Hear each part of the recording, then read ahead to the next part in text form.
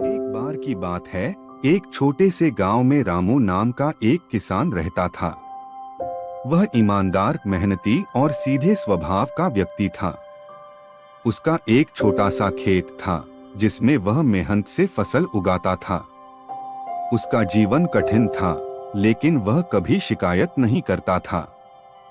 रामू के पड़ोस में श्याम नाम का एक किसान रहता था। श्याम चालाक, स्वार्थी और धोखेबाज था। वह हमेशा अपने फायदे के लिए दूसरों का नुकसान करता था। उसने कई बार रामू की जमीन हड़पने की कोशिश की, लेकिन रामू हमेशा शांति से बात को टाल देता था। एक साल गांव में बहुत सूखा पड़ा। किसानों की फसलें बर्बाद हो गईं। रामू ने बड़ी मुश्किल से अपनी फसल को बचा लिया, क्योंकि उसने पहले से पानी का इंतजाम कर रखा था। वहीं श्याम की सारी फसल सूख गई। श्याम को रामू से जलन होने लगी।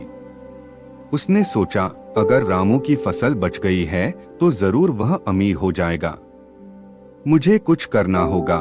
रात के अंधेरे में श्याम ने रामू के खेत में आग लगा दी। पूरी फसल जलकर राख हो गई। रामू को सुबह जब यह पता चला तो वह दुखी हुआ, लेकिन शांत रहा। उसने किसी पर आरोप नहीं लगाया। गांव वालों को शक था कि यह श्याम का काम हो सकता है, लेकिन रामू ने किसी के खिलाफ कुछ नहीं कहा। रामू ने फिर से मेहनत शुरू की।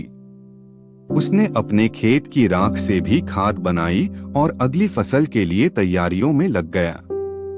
उसकी मेहनत रंग लाई और अगली बार उसकी फसल पहले से भी बेहतर हुई। एक दिन श्याम के खेत में कुछ मजदूर काम कर रहे थे। तभी एक बड़ा सांप निकला और उसे डस लिया। श्याम गंभीर रूप से बीमार हो गया।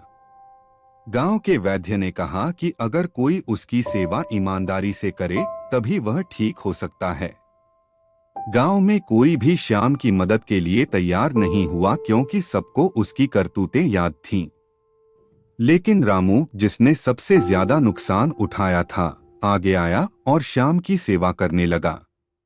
उसने बिना किसी द्वेष के श्याम का इलाज करवाया, उसे खाना खिलाया और उसकी देखभाल की। श्याम को बहुत पछतावा हुआ। उसकी आंखों में आंसू आ गए। उसने रामू से माफी मांगी और अपने सारे बुरे कर्मों पर शर्मिंदा हुआ। रामू ने मुस्कुराकर कहा, जो बीत गया उसे भूल जाओ। इंसान की पहचान उसके कर्मों से होती है। अभी भी वक्त है, अच्छे कर्म करो और जीवन को सही दिशा दो। उस दिन के बाद श्याम पूरी तरह बदल गया। वह रामू का सबसे अच्छा दोस्त बन गया और दोनों मिलकर गांव के लिए बहुत अच्छे काम करने लगे।